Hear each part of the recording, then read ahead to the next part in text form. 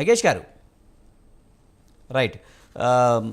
వెంకటరెడ్డి గారు ఉన్నారా? చెప్పండి సార్, ఎలా చూడాలి? ఒక వేదిక సిద్ధం చేయడం మంచిదే.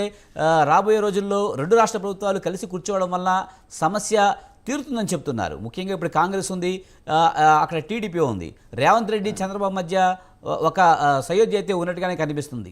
గతంలో జగన్మోహన్ రెడ్డి కేసీఆర్ మధ్య కూడా సయోధ్య ఉన్నట్టుగానే కనిపించింది. కానీ అప్పుడు కూడా నీళ్ళ దోపిడీ జరిగిందనేది అప్పుడు కాంగ్రెస్ ప్రభుత్వం అయితే విమర్శించిన మాట.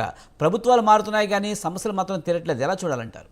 ఇప్పుడు గతంలో మీరు అన్నట్టుగా తెలంగాణలో కేసీఆర్ గారు ముఖ్యమంత్రి, ఆంధ్ర ప్రాంతంలోనేమో జగన్మోహన్ రెడ్డి గారు ముఖ్యమంత్రి ఉన్నటువంటి సందర్భం లోపల మీకు తెలుసు, ఒక 2-3 సందర్భాలలో ఇక్కడ ప్రగతి భవన్లో స్వయంగా జగన్మోహన్ రెడ్డి గారు వచ్చి చర్చించినటువంటి విషయాలను మనం మరొకసారి జ్ఞాపకం పెట్టుకోవాల్సినటువంటి అవసరం ఉంది. ఆనాడు కూడా ఏంటంటే వాళ్ళ ఇద్దరి మధ్యన జరిగినటువంటి చర్చలు, అధికారులు కూడా భాగస్వామ్యంలో జరిగినటువంటి చర్చల యొక్క ఫలితం మనకు కనపడ్డది ఏమిటంటే ఓపెన్ గా స్టేట్మెంట్ కేసీఆర్ గారు ఇవ్వడం జరిగినటువంటిది. ఇది బేసిన్లు లేవు, బేసిజాలు లేవు, రెండు రాష్ట్రాలకు సంబంధించినటువంటి ఆ లింక్ ప్రాజెక్టులు ఇవి కలపొచ్చు, అది కలపొచ్చు, రెండు రాష్ట్రాలు ముఖ్యంగా రాయలసీమ సస్యశ్యామలం అవుతుంది అనేటువంటి పద్ధతిలో జరిగిన మాట వాస్తవాలు అవన్నీ కూడా.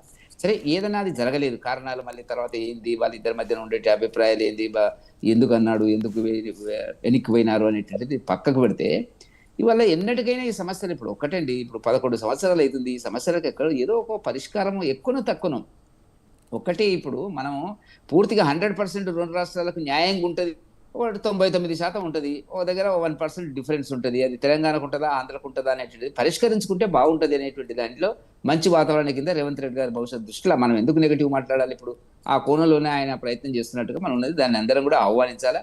దీంట్లో కేంద్ర ప్రభుత్వం, భారతీయ జనతా పార్టీ ఆధ్వర్యంలో ఉన్నట్టు కేంద్ర ప్రభుత్వం కూడా తన పాత్ర తను నిర్వహించేటువంటి పరిస్థితి ఉంటుంది. మొత్తం ఇప్పుడు ఇక్కడ విమర్శ మీరన్నట్టుగా ఉత్తమ్ కుమార్ రెడ్డి గారు కానీ, ముఖ్యమంత్రి గారు కానీ, తెలంగాణలో కాంగ్రెస్ నాయకులు కానీ బనకచెర్లకు వచ్చేటప్పటికి తీవ్రంగా విమర్శలు ఇస్తున్నటువంటి సందర్భం ఇది. కొత్తగా మనం చెప్పాల్సిన అవసరం లేదు, దాచుకోవాల్సినటువంటి అవసరం కూడా లేదు. అసలు వాటర్ ఎంత, సముద్రంలో కలుస్తున్న వాటర్ ఎంత, దానికి స్కోప్ ఉందా?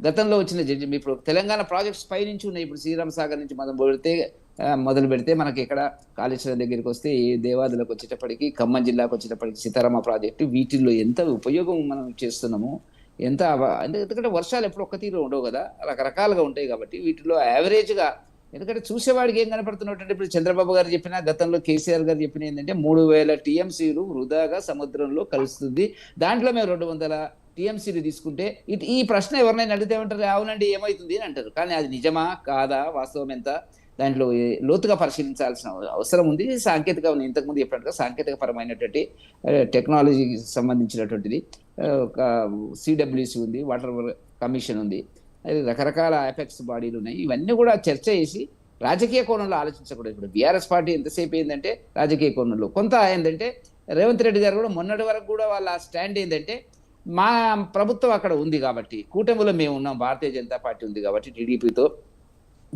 జనసేనతో కలిసి ఉన్నాం కాబట్టి రాజకీయ కోణంలో దాన్ని తిప్పడానికి ప్రయత్నం చేస్తున్నారు. ఎందుకంటే చాలా చర్చలు వాళ్ళు చేస్తున్నటువంటిది, కాంగ్రెస్ వాళ్ళు చెప్తుంది అంటే చంద్రబాబు నాయుడు గారు సెంట్రల్లో సపోర్ట్ లేకపోతే మోదీ గారి గవర్నమెంట్ లేదు కదా అనేటువంటి ఈ వార్తలను తీసుకెళ్ళి ఏంటంటే ఆ కోణంలో రాజకీయంగా ఆలోచించవలసిన అవసరం లేదు. రెండు తెలుగు రాష్ట్రాలు అందరం తెలిసిన వాళ్ళే. రేవంత్ రెడ్డి గారికి చంద్రబాబు గారు తెలుసు, రేవంత్ రెడ్డి గారు తెలుసు. కాబట్టి ఈ కోణంలో పరిష్కారం ఒకటి దొరుకుతుంది.